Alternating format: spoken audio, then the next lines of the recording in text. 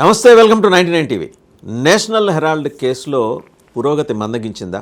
Court ఏం చెప్పింది enforcement డైరెక్టరేట్కి? కాంగ్రెస్ పార్టీ ఏమైనా రిలాక్స్ అయిందా? అగ్రనేతలు కొలంబియాలో టూర్ చేసి అక్కడి నుంచి జర్మనీ వెళ్ళిన రాహుల్ గాంధీ రిలాక్స్ మోడ్లోకి వెళ్ళిపోయాడా? సోనియా గాంధీకి ఏం పట్టట్లేదు? ఏం జరుగుతుంది? దీని మీద సమగ్రంగా వివరించడానికి, విశ్లేషించడానికి మనతో ఉన్నారు political analyst and senior journalist Suresh Kochattla garu. Sir నమస్తే సురేష్ గారు. నమస్కారం. నేషనల్ హెరాల్డ్ కేసు ఏంటి సరే అన్న? కొంచెం స్లో డౌన్ అయింది, మందగించింది అనే మాట వినిపిస్తుంది, నిజమేనా? ఈ కేసుకి తెలియాలంటే మనకు కొంచెం హిస్టరీలో వెళ్ళాల్సి వస్తుంది. వాసుదేవన్ గారు, నేషనల్ హెరాల్డ్ అనే ఒక న్యూస్ పేపర్ పండిత్ జవహర్లాల్ నెహ్రూ గారు 1937లో స్టార్ట్ చేశారు, 30 ఏళ్ళు. ఆ టైంలో ఫ్రీడమ్ మూమెంట్లో మనకు ఒక న్యూస్ పేపర్ కావాలి బ్రిటిష్ వాళ్ళని వ్యతిరేకించడానికి అని చెప్పి స్టార్ట్ చేశారు. దానికి ఇంగ్లీష్ కాకుండా ఒక Hindi edition and Urdu edition కూడా ఉండే, నవజీవన్ అని చెప్పి. అది ఉర్దూ నాకు పేర్లు గుర్తులేదు, కానీ ఉర్దూ కూడా ఉండే. దీనికి ఆ టైంలో నెహ్రూ గారు 5,000 రూపాయలు పెట్టారు షేర్ హోల్డర్ వాల్యూగా, ఆయన వైపు నుంచి ఇన్వెస్ట్మెంట్. అది కాకుండా 5,000 మంది షేర్ హోల్డర్స్ కూడా వచ్చారు, అందరూ కాంగ్రెస్ వైపు నుంచి చాలామంది ఫ్రీడమ్ ఫైటర్స్. దాంట్లో శాంతిభూషణ్, ప్రశాంత్ భూషణ్ వాళ్ళ ఫాదరు, మార్కండే కాజు వాళ్ళ ఫాదరు, ఇట్లా చాలామంది ఆ టైంలో ఇన్వెస్ట్ చేసిన వాళ్ళ నెక్స్ట్ జనరేషన్ షేర్లు ఉన్నాయి వాళ్ళ దగ్గర, 5,000 మంది. ఇది నడిచింది అట్లనే. ఫ్రీడమ్ వచ్చేసింది మనకి. దాని తర్వాత కూడా నేషనల్ హెరాల్డ్ నడిచింది. 2010లో పేపర్ బంద్ అయిపోయింది. ఒక సక్సెస్ఫుల్ పబ్లికేషన్ కదా సార్ అది? అంటే mouthpiece, Congress mouthpiece ఎన్ని రోజులు ఉంటుంది? మీరు పార్టీ పాట పాడితేనే రీడర్స్ ఎవరు ఉండరు, మీ వాళ్ళు చదువుతారు అంతే. అన్ని పబ్లికేషన్స్లో, అన్ని స్టేట్స్లో ఇట్లా ఉంటున్నాయి. మోస్ట్లీ కేరళలో సిపిఎం వాళ్ళ ఒఫీషియల్ పేపర్ దేశాభిమాని, ఆర్ఎస్ఎస్ వాళ్ళ ఒఫీషియల్ పేపర్ జన్మభూమి, అది కాకుండా దీపిక అని చెప్పి చర్చ్ వాళ్ళది, వీళ్ళది చాలా మటుకు. ముస్లిం లీగ్ వాళ్ళది ఇంకో న్యూస్ పేపర్ ఉంది, వాళ్ళ ఛానల్ కూడా ఉంది. అందరు ఇక్కడ ఛానల్ కూడా ఉంది వాళ్ళు, కైరళి అనే ఛానల్ సిపిఎం ఛానల్, జై హింద్ అని చెప్పే ఛానల్ కాంగ్రెస్ ఛానల్. ఒఫీషియల్గా ఛానల్, ప్రింట్ అంతా వాళ్ళ దగ్గర ఉంటుంది. సో ఇట్లనే నేషనల్ హెరాల్డ్ కూడా నడిచింది. 2010లో బంద్ అయిపోయింది. వాళ్ళకు 90 కోట్ల అప్పులు ఉండే. అంటే వీళ్ళు అందరికీ పేమెంట్ ఇవ్వాల్సి వచ్చింది, శాలరీలు, గ్రాట్యుటీ, ప్రావిడెంట్ ఫండ్ డ్యూస్ అన్నీ కట్టాల్సి వచ్చింది వాళ్ళు. దాన్ని కట్టేదాకా వాళ్ళకి 90 కోట్ల అప్పులు వచ్చింది. అప్పుల భారంలో పడిపోయారు. ఇప్పుడు కాంగ్రెస్ పార్టీ ఏం చేశారంటే, మేము మీకు 90 కోట్లు ఇస్తున్నాం, మా పబ్లికేషనే కదా అని చెప్పి 90 కోట్లు నేషనల్ హెరాల్డ్కి ఇచ్చారు. అంటే ఒక కంపెనీ పేరు associated journals limited. So Nehru గారు స్టార్ట్ చేసినప్పుడు హోల్డింగ్ కంపెనీ ఒకటి ఉంటుంది. For example times of India holding company Bennett Coleman company, అదే బ్రిటిష్ వాళ్ళు సెటప్ చేసిన కంపెనీ. కానీ దాంతో సాహు జైన్స్కి వచ్చినప్పుడు అది అట్లనే నడుస్తుంది. కానీ బెనెట్ కోల్మెన్ అని చాలా తక్కువ మందికి తెలుసు. అక్కడ పనిచేసిన ఎంప్లాయీస్, ఇంకా మీడియా ఫీల్డ్లో ఉన్న వాళ్ళకి తెలుసు, కానీ బయట వాళ్ళకి అది ఎక్కువ తెలియదు. Holding company of National Herald was associated journals limited, AJL. Congress 90 కోట్లు ఇచ్చారు 2010లో. అదే టైంలో కొన్ని సంవత్సరాల తర్వాత, 2-3 సంవత్సరాల తర్వాత, రాహుల్ గాంధీ అండ్ సోనియా గాంధీ, సుమన్ దూబే ఫేవరెట్ సోనియా గాంధీ, శామ్ పిట్రోడా, మోతీలాల్ వోరా, ఆస్కర్ ఫెర్నాండెస్, వీరు 6 కలిసి ఒక కంపెనీ స్టార్ట్ చేశారు, యంగ్ ఇండియన్ అని చెప్పి, private limited. Associated journal is public limited company, ఇదేమో ప్రైవేట్ లిమిటెడ్ కంపెనీ. సో ఏం చేశారు, ఈ ప్రైవేట్ లిమిటెడ్ కంపెనీ వచ్చి ఒక ప్రపోజల్ పెట్టారు అసోసియేటెడ్ జర్నల్స్ దగ్గర. ఇటువైపు సోనియా గాంధీకి ప్రపోజల్ ఇచ్చారు, ఇటువైపు సోనియా గాంధీ ప్రపోజల్ ఇచ్చింది, అటువైపు సోనియా గాంధీ ప్రపోజల్ అప్రూవ్ చేసింది. 2 వైపులో వాళ్ళే ఉన్నారు. ద్విపాత్ర అభినయం. అంటే ఏం బిజినెస్ మోడల్ అంటే, మేము 50 లక్షలు పెట్టి ఈ కంపెనీని కొనేస్తాం. అసోసియేట్ వాళ్ళకి 90 కోట్లు అప్పులు ఉన్నాయండి, అది మొత్తం మేము తీసుకుంటాం, అప్పులంతా మేము కట్టేస్తాం అప్పులు. మేము 50 లక్షలు పెట్టి ఆ కంపెనీని కొనేసుకున్నారు. కానీ ఒక మాట మర్చిపోయారు వీళ్ళు, ఆ పబ్లిక్ లిమిటెడ్ కంపెనీలో 5,000 మంది షేర్ హోల్డర్స్ ఉన్నారు. వాళ్ళ సంగతి ఏంటి? వాళ్ళ దగ్గర అడగలేదు. దాంట్లో ఇప్పుడు బతుకున్న వాళ్ళు, వాళ్ళ నెక్స్ట్ జనరేషన్ తెలిసిన వాళ్ళు 14,000 మంది ఉన్నారు అంతే, 14,030. దాంట్లో శాంతిభూషణ్ కొడుకు ప్రశాంత్ భూషణ్, మార్కండే కాజు ఎక్స్ సుప్రీంకోర్టు జడ్జ్, వీళ్ళందరూ ఉన్నారు. వాళ్ళందరూ పుకారు లేపారు, మమ్మల్ని అడగకుండా మీరు కంపెనీ ఎట్లా అమ్మారు. బేసిక్గా అది కూడా public limited company, private limited అంటే స్టిల్ యూ కెన్ అండర్స్టాండ్. ఇక పబ్లిక్ లిమిటెడ్ ఏజీఎం పెట్టాలి కదా. ఏజీఎం పోయి ఏం జరగలేదు, చాలా సంవత్సరాల నుంచి జరగలేదు. అది స్టైల్ ఆఫ్ ఫంక్షనింగ్. అక్కడ మీకు స్కామ్ తెలిసిపోతుంది, ఎంత పెద్ద స్కామ్ ఇదని. Business model even Adani Ambani కూడా. సోనియా గాంధీ గారు 50 లక్షలు ఇస్తామన్నారు, ఆ సోనియా గాంధీ గారు ఒప్పుకున్నారు అంతే. ఇటు మీరు ఇంకోటి అంటే అదానీ అంబానీ కూడా ఇట్లాంటి బిజినెస్ మోడల్ తీసుకురావాలి, ఐఐఎంలో చదివించాలి. ఇట్లాంటి బిజినెస్ మోడల్ 50 లక్షలు పెట్టి 90 కోట్ల అప్పు తీసుకున్నారు. కానీ దాని వర్త్ ఎంత సార్? 2,000 crores. ఇప్పుడు మీకు తెలుసు ఢిల్లీలో అని చూసుంటారు బారాకంబా రోడ్, అవును, బరకమ్మ. మీడియా హౌసెస్ అంతా ఉంటుంది. అది గవర్నమెంట్ ఇచ్చిన ల్యాండ్. హిందుస్థాన్ టైమ్స్ అందరూ ఉన్నారు అదే రోడ్లో. గవర్నమెంట్ చాలా సబ్సిడీలో చిన్న అమౌంట్లో వాళ్ళు ల్యాండ్ ఇచ్చారు ఆ టైంలో. ఎందుకంటే పబ్లికేషన్ కదా వాళ్ళు స్టార్ట్ చేయడానికి, గవర్నమెంట్ కూడా కొంచెం లంచం ఇచ్చినట్లు ఉంటుంది. అది ఇచ్చారు. అక్కడ ఇప్పుడు పాస్పోర్ట్ ఆఫీసు, బ్యాంకులు వీళ్ళందరికీ రెంట్కి ఇచ్చేశారు. నాట్ ఓన్లీ ఢిల్లీ, లక్నో, చాలా స్టేట్స్లో ఈ అసోసియేటెడ్ జర్నల్స్కి ప్రాపర్టీస్ ఉన్నాయి, real estate properties, guest houses అన్నీ కొనుక్కున్నారు ఆ టైంలో. దాని నుంచి వచ్చే ఆదాయం, రెంట్, దానికి ఉన్న సెక్యూరిటీ డిపాజిట్ అంతా యంగ్ ఇండియన్కి వచ్చేసింది. ఆటోమేటిక్గా ట్రాన్స్ఫర్ అయింది. ప్రతి నెల రెంట్ వస్తున్నాయి. So income tax department calculation ప్రకారం వాళ్ళు క్లయింట్స్ ఇచ్చే డబ్బులు, ఫర్ ఎగ్జాంపుల్ పాస్పోర్ట్ ఆఫీస్ అంటే ministry of external affairs payment ఉంటుంది, ఒఫీషియల్ పేమెంట్ ఉంటుంది, బై చెక్ ఉంటుంది, by money transfer, what ever RTGS చేస్తారు. సో ఆ పేమెంట్లో చాలా క్లియర్ అది చేస్తారు. అన్ని బ్యాంకుల దగ్గర స్టేట్మెంట్ తీసుకున్నారు, ఎవరు ఉన్నారు అందరి దగ్గర వాళ్ళు మీరు ఎంత కడుతున్నారు రెంటు, ఎన్ని సంవత్సరాలు కడుతున్నారు అది తీసుకుంటే 190 కోట్లు రెవెన్యూ వచ్చినాయి వీళ్ళకి 2010 నుంచి 2011 నుంచి అని పెట్టుకోవచ్చు. So income tax department Rahul Gandhi దగ్గర ఒక స్టేట్మెంట్, ఒక ఇది నోటీస్ ఇష్యూ చేశారు. మీరు 190 కోట్లు మీకు యూ గాట్ రెవెన్యూ, కానీ మీ రిటర్న్స్లో మీరు 90 లక్షలు కూడా చూపించట్లేదు రెవెన్యూ అని. అదెందుకు, ఎక్కడ పోయినాయి డబ్బులు అని. అక్కడే మొదలవుతుంది ఈ స్కామ్. ఇక్కడ అప్పుడు ఎన్ఫోర్స్మెంట్ డైరెక్టరేట్ రోల్కి వస్తుంది. అప్పుడు దాకా ఇది సుబ్రహ్మణ్యం స్వామి ప్రైవేట్ కంప్లైంట్ ఉండే, ఆయన ఇచ్చిన ఒక ప్రైవేట్ కంప్లైంట్. దాని మీద Delhi police economic offences wing EOW ఒక కేసు రిజిస్టర్ చేశారు, ఎఫ్ఐఆర్. ఢిల్లీ పోలీస్ ఇన్వెస్టిగేట్ చేయొచ్చు, కానీ వాళ్ళు కంట్రీ బయటకి ఏదైనా డబ్బులు తీసుకెళ్తే వాళ్ళు ఇన్వెస్టిగేట్ చేయలేరు. దానికి ఈడీ వస్తారు, ఎన్ఫోర్స్మెంట్ డైరెక్టరేట్. ఎన్ఫోర్స్మెంట్ డైరెక్టరేట్కి ప్రాబ్లం ఏముందంటే ఒకళ్ళు కంప్లైంట్ ఇస్తే కానీ చేయలేదు. వాళ్ళకి ఎఫ్ఐఆర్ ఉంటేనే వాళ్ళు ప్రొసీడ్ చేయొచ్చు, వాళ్ళు ఎఫ్ఐఆర్ ఫైల్ చేయలేరు. They have to depend on somebody. For example కేరళలో గోల్డ్ స్మగ్లింగ్ కేసులో కేరళ పోలీస్ ఎఫ్ఐఆర్ రిజిస్టర్ చేస్తే ఈడీ వచ్చారు.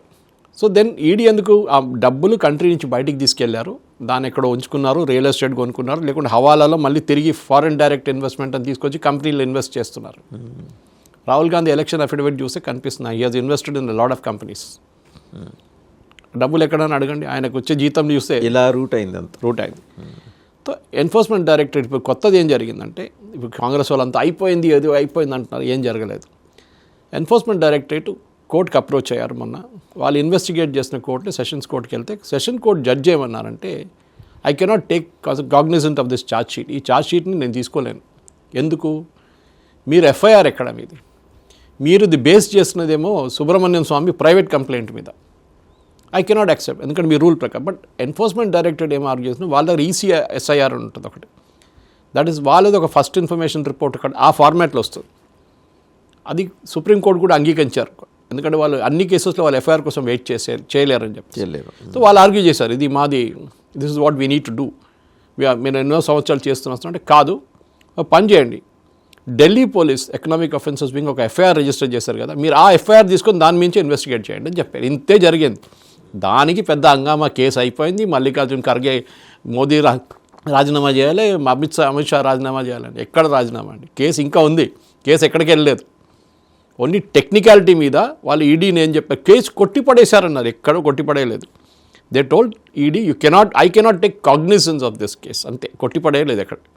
మీరు మీ టెక్నికాలిటీ మీద మీరు ఎఫ్ఐఆర్ తీసుకొని ఇక్కడికి రండి, త్రూ దట్ రూట్ వస్తే then I will accept this. దాని తర్వాత నిన్న ఒక పెద్ద మూమెంట్ జరిగింది, మొన్న సాయంత్రం అనమాట.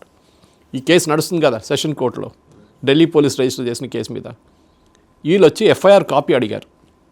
ఇప్పుడు వీళ్ళు చేశారు, సడన్గా వీళ్ళకి గుర్తొచ్చింది, జడ్జి చెప్పారు చూడండి ఎఫ్ఐఆర్ కాపీ అక్కడ ఉంది ఢిల్లీ, మేము ఇవాళ దాకా చూడలేదు ఎఫ్ఐఆర్ కాపీ, మేము ఈడీ అంటే పడున్నాం, వాళ్ళు ఏం చెప్తారని చెప్పేసి. ఇప్పుడు మీకు ఎఫ్ఐఆర్ కాపీ ఉంటే మీ కేసులో ఆర్గ్యూ చేయొచ్చు. ఎందుకంటే దీనికన్నా ముందు వీళ్ళని చాలాసార్లు కోర్టు పిలిపించారు, సోనియా గాంధీ, రాహుల్ గాంధీ, సుమన్ దుబే అండ్ శామ్ పిట్రోడా, ఎందుకంటే Motilal Vora garu and Oscar Fernandes are no more.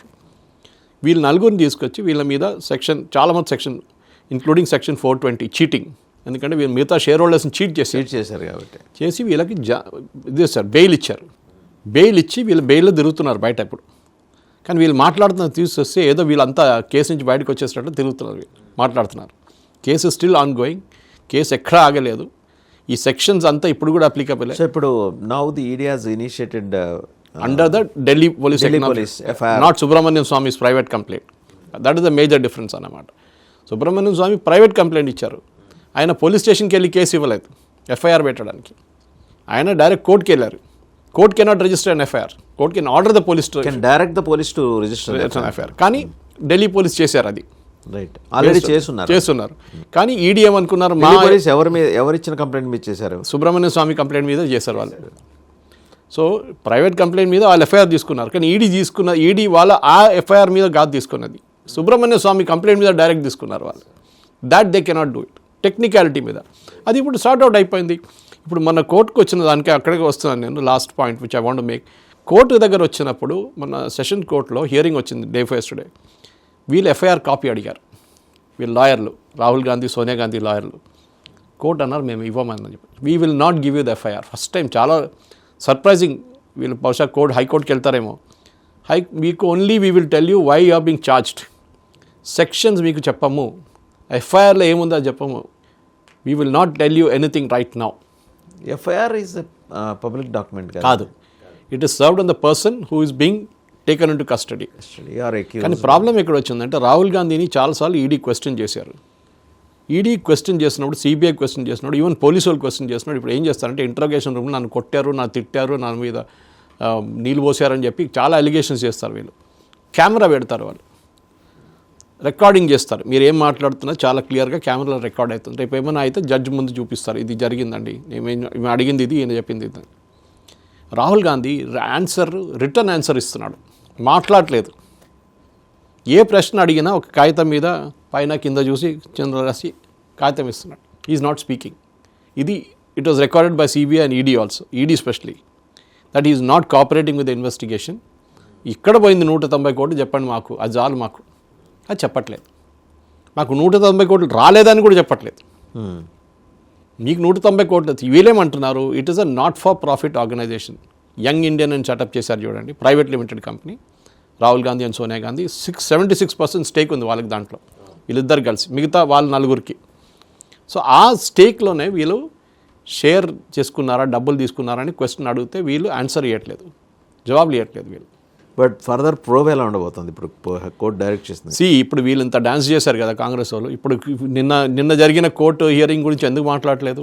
మొన్న జరిగిన దాంట్లో ఎఫ్ఐఆర్ కాపీ ఇవ్వకూడదని చెప్పిన, అప్పుడు కేసు నడుస్తుంది కదా, ఇంకా కేసు అయిపోయిందని చెప్పిన మనుషులు మల్లికార్జున్ ఖర్గే గారుగా, మిగతా వాళ్ళు, అభిషేక్ మను సింగ్, లాయర్ హిమ్సెల్ఫ్, ఆయనకి తెలుసు ఇదంతా.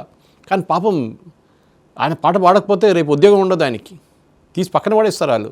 అభిషేక్ మను సింఘ్వి గారి గురించి ప్రస్తావన వచ్చింది కాబట్టి చిన్న సబ్మిషన్. ఢిల్లీలో while use to address media conferences ఆయన తరచుగా ఒక మాట అనేవాళ్ళు, ఎవరైనా ఏదైనా ప్రశ్న అడిగారు అనుకోండి, you are trying to connect to unconnectable things అని. మరి ఇప్పుడు ఆయన కూడా చేస్తుంది అదే కదా, ఆయన పని అదే కదా, ఆయన పని అదే. కోర్టులో ఇఫ్ యూ కాంట్ కన్ఫ్యూజ్ అంటారు. మీరు కన్విన్స్ చేయకపోతే, ఒక మనిషిని కన్విన్స్ చేయలేకపోతే ఆయన కన్ఫ్యూజ్ చేసి పడేసేయండి. యూస్ టు అవాయిడ్ ఆన్సర్స్ అనమాట. సార్ అడుగుతారు, పిల్లి తెల్లదా అడుగుతారా, తెల్లదన్నారు. అచ్చా నిన్న మీరు ఆ నల్ల పిల్లిని చూశారు కదా అంటే, నల్ల పిల్లిని చూశారంట. అప్పుడు అక్కడే పట్టుకోవాలి, మీరే తెల్లదని ఇప్పుడు నల్లదంటున్నారు ఏంటని అక్కడ పట్టుకుంటారు. ఈ విట్నెసెస్ చాలా ఇన్నోసెంట్గా ఉంటారు, వాళ్ళకి అదంతా తెలియదు, వీళ్ళ ట్రిక్లు తెలియదు, వీళ్ళకి తెలియదు. So that is what they paid for that అనమాట. కపిల్ సిబ్బల్ కానీ, అభిషేక్ మను సింఘ్వి కానీ, ఇందిరా జయసింగ్ కానీ, ప్రశాంత్ భూషణ్, వీళ్ళ పని ఇదే. తెల్ల పిల్లి నల్ల పిల్లి చేయడం, నల్ల పిల్లి తెల్ల పిల్లి చేయడం, అదే వీళ్ళ పని అనమాట. National Herald case is not going anywhere. వాజేవన్ గారు ఎక్కడుంది అక్కడే. రైట్, థ్యాంక్ యూ సురేష్ గారు. Thank you. సో చూశారు కదా, 5,000 మంది షేర్ హోల్డర్స్ సొమ్ము అది. దాన్ని ఎంత కన్వీనియంట్గా వాళ్ళకి మళ్ళించుకొని ఇవాళ ఇన్నోసెన్స్ ప్లీడ్ చేస్తున్నది గాంధీల కుటుంబం. సో దీనికి సంబంధించి అదేదో అయిపోయింది, కోర్టు కేసు కొట్టేసింది అని మల్లికార్జున ఖర్గే గారు జబ్బలు జరుచుకుంటూ చెప్తున్నారు. అదేం జరగలేదు, ఫర్దర్ ఇన్వెస్టిగేషన్ నడుస్తుంది. జనరల్గా ఈడీ ఇన్వెస్టిగేషన్స్లో చాలా నిదానంగా ఉంటుంది. ప్రతిదీ కూడా టెక్నికాలిటీ చూసుకొనే, లాజిక్ టెక్నికాలిటీ చూసుకొనే వాళ్ళు ముందుకెళ్తూ ఉంటారు దర్యాప్తులో. ఇప్పుడు అదే జరుగుతోంది. సో ఈ లోపల రాహుల్ గాంధీ గారు ఇంకేమైనా విదేశాలు పర్యటించాల్సినవి ఏమైనా ఉంటే అవి కూడా చూసుకొని వచ్చేయచ్చు. Thank you very much sir Suresh గారు.